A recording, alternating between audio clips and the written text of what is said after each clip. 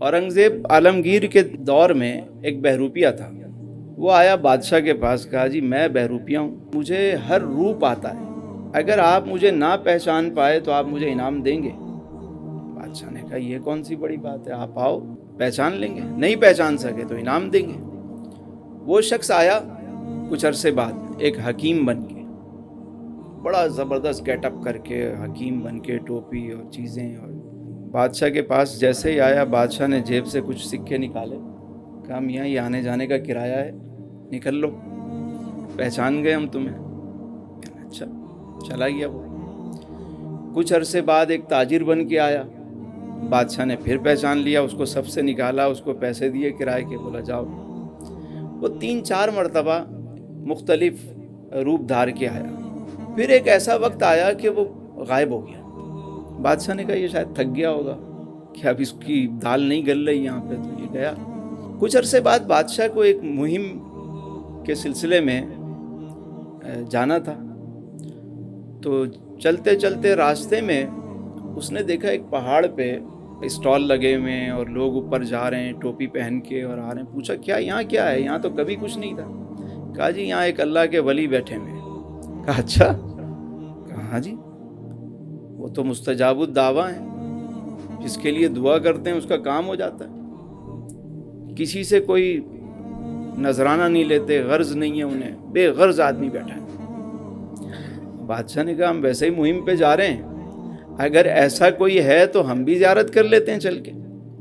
اوپر گئے تو دیکھا کہ ایک سفید ریش ایک بزرگ تشریف فرما ہے، اور وہ سر جھکا کے عبادت میں مصروف ہیں، لوگ آ رہے ہیں، وہ جو بات کوئی کہتا ہے اس کے لیے دعا کر دیتا ہے، لوگ جا رہے ہیں۔ بادشاہ بھی بڑے ادب سے آہستہ آہستہ اپنی باری کا انتظار کرتے ہوئے پہنچا اور نذرانے پیش کیے اور کہا حضور میں جنگ پہ جا رہا ہوں، میرے لیے دعا کیجیے گا۔ انہوں نے ہاتھ اٹھا دیے، دعا کی، جاؤ کامیاب ہو گئے۔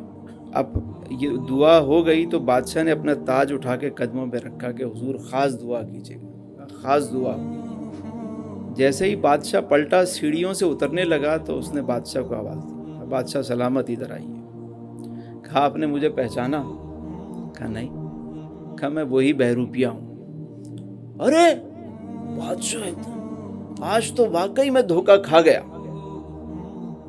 آج تو میں واقعی دھوکہ کھا گیا۔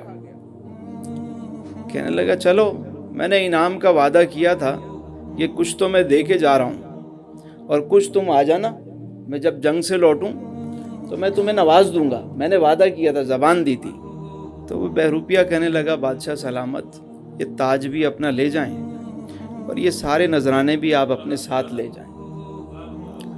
کہا میاں کیا ہوا؟ کہا بادشاہ سلامت، میں یہاں آ کے بیٹھا اس لیے تھا کہ کچھ دن یہ گیٹ اپ کروں گا، جب داڑھی چیزیں ذرا بن جائیں گی، بال لمبے ہو جائیں گے، تو میں اس حلیے میں آپ کے پاس آؤں گا اور کچھ انعام و اکرام مل جائے گا، اپنا کام بن جائے گا۔ لیکن جب میں یہاں آ کے بیٹھا تو میں نے عجیب منظر دیکھا کہ میں نے صرف نیک لوگوں کا روپ دھارا ہے، نیک تھا نہیں، نیکوں کا صرف روپ دھارا۔ اللہ نے ایسا کرم کیا کہ میں پانی مانگتا ہوں لوگ دودھ لا کر دیتے ہیں، میں کسی سے چنے کی بات کرتا ہوں وہ بادام لا کے رکھ دیتا ہے۔ تو میں نے سوچا کہ یار جن اللہ والوں کا صرف تو نے روپ دھارا ہے، او بہروپیے، تو نے جن کا صرف روپ دھارا ہے، رب نے تجھ پہ اتنا کرم کر دیا، اور یار اگر تو سچ مچ اس طرف آ جائے تو تجھ پہ کیسا کرم ہو جائے۔